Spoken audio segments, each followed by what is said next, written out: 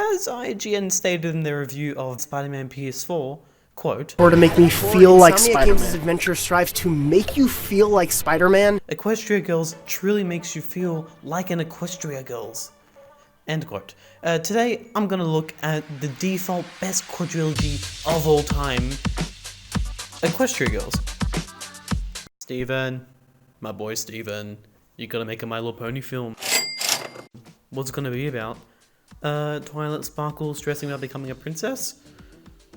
So you mean what the show is about? Okay, well I understand that because when this film was released, it makes sense to have this struggle, considering that it was released right after season 3, but does it actually tie into the later film? Yes it does, and that's why it is so genius to make them human. It's not just to sell toys. Whoa. It's fair to say that her adjustment in the human world can mirror her struggles as a recently crowned princess. What better way to make her get used to a new limb than forcing her to work with an entirely new body? That's the genius behind Twilight Sparkle's role in this film, that her lack of understanding of the real world can be used to analyze it through an objective lens. The movie provides deep and thoughtful social commentary on white privilege. While Twilight Sparkle wonders why high school teenagers are separated this way, she forgets that back in Equestria, each species is profiled and given certain territory, with the ponies reigning supreme. As the human Fluttershy puts it, but at CHS, everybody sticks to their own kind.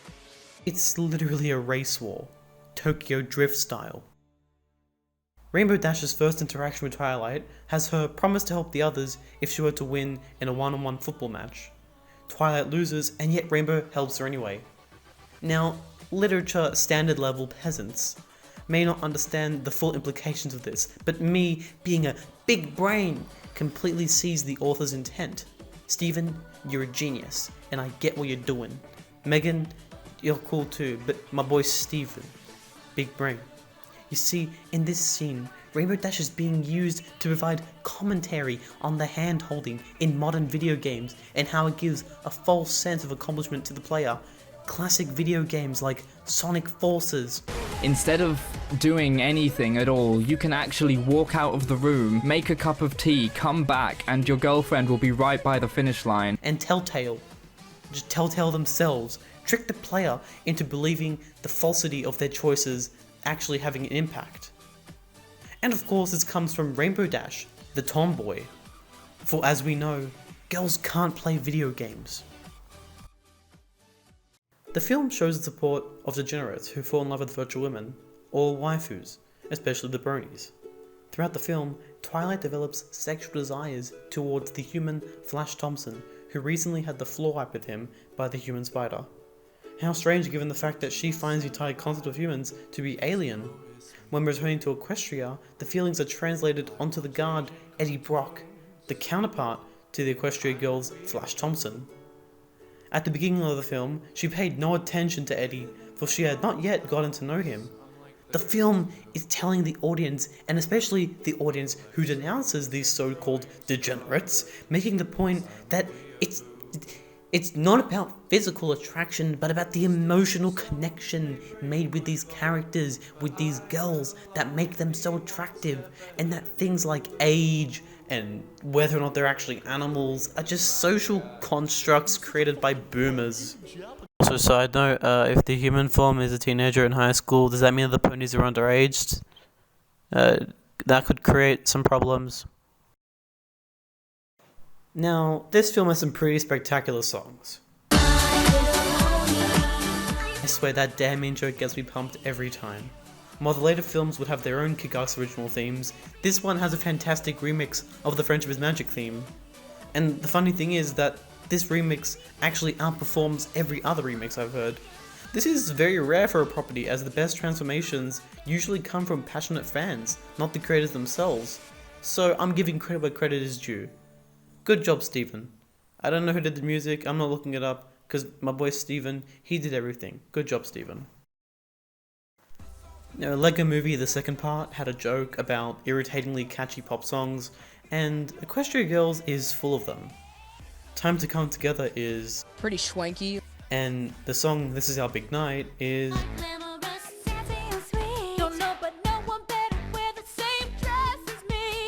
There's another song that I'm sure I don't need to talk about. We all know what it is.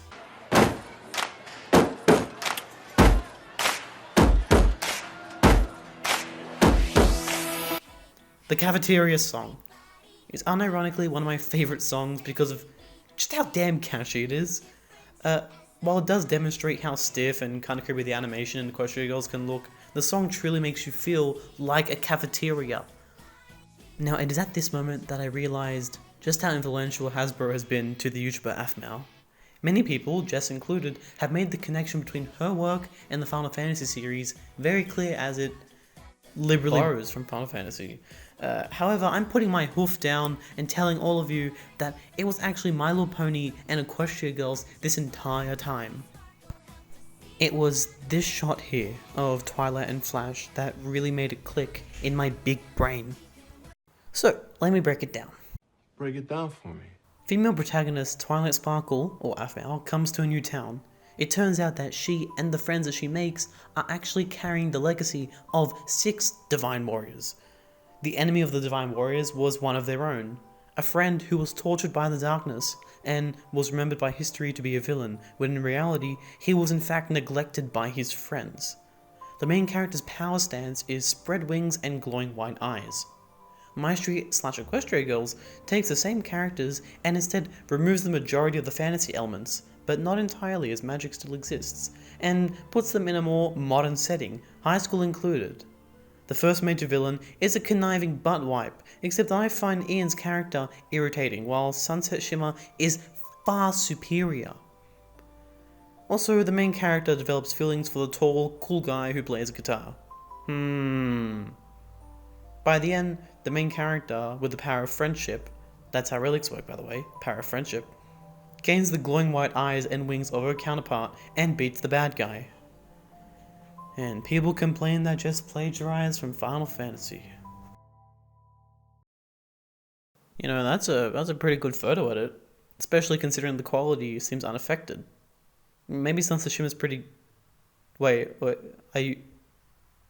How do you mean she cut out a photo and glued it onto the Polaroid? I found these in a trash can in the library. Why are you digging in the trash for, you homeless bum? You're tall, handsome, confident, you play guitar. Is this what you wanted to do with your life, Flash Thompson? Be a dumpster diver? You know, Luna's not questioning who Twilight is. Some undocumented student comes along and supposedly causes trouble and no one bats an eye. Earlier, Celestia doesn't bat an eye at some random non-student coming into her office during school hours.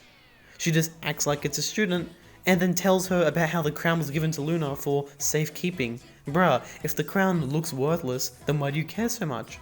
I guess it's pretty valuable considering it has a magic gel on it.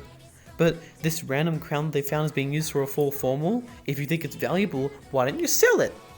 Make some cash. Make some moolah. Make some Mulan. Mulan live action is gonna make some mad moolah for Disney. I hate all their live action films. Okay, so Celestia knows that Twilight isn't a student. Like Master Oogway, she just knows everything but lets it play out. Whatever. Pinkie Pie states that she's Not usually. psychic, supporting her placement in the range of, I'm gonna say, the Outer Gods. But I must address the fact that this scene provides the only puzzling question in the entire Equestria Girls continuity. So, now that I'm really looking at you, do you have a twin sister who lives in the city, has a pet dog named Spike that looks just like that one? Maybe? Thought so. If Pinkie Pie knows about the alternate Twilight, how come she doesn't point it out in the friendship games? She can't be Master Oogway. Celestia is already Master Oogway. By this pace, the movie will have more turtles than ponies.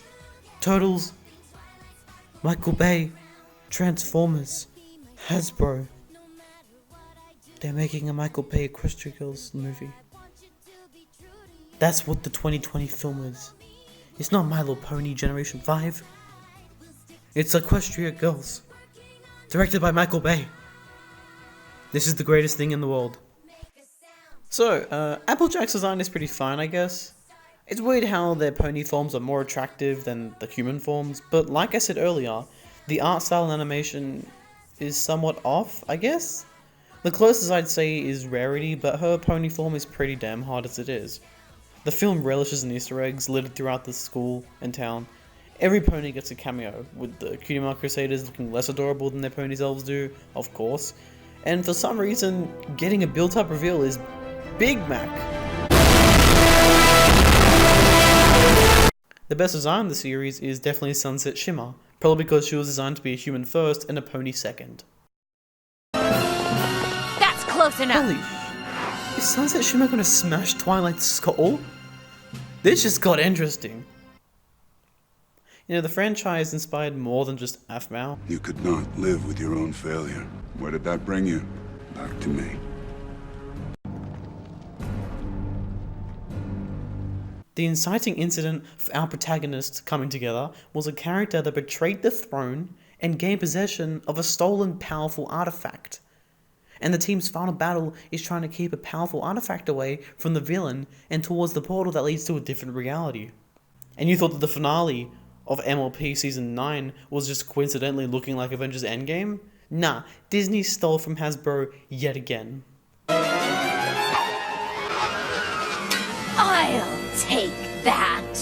Think for one fucking second. The fuck are you doing? Spoiler alert. I was bluffing when I said I was going to destroy the portal. Yeah, we know. Twilight stood her ground and you dropped the sledgehammer. Immortal! How? You said it yourself, bitch. We're the Guardians of the Galaxy. So, that's Equestria Girls. It's pretty damn fantastic. But what if I told you that the second film is even better? Tune in next time. That's right, this is a multi-part series. Sunset Shimmer, is she alright? I think she's gonna be fine. I left her in good hands. What are hands?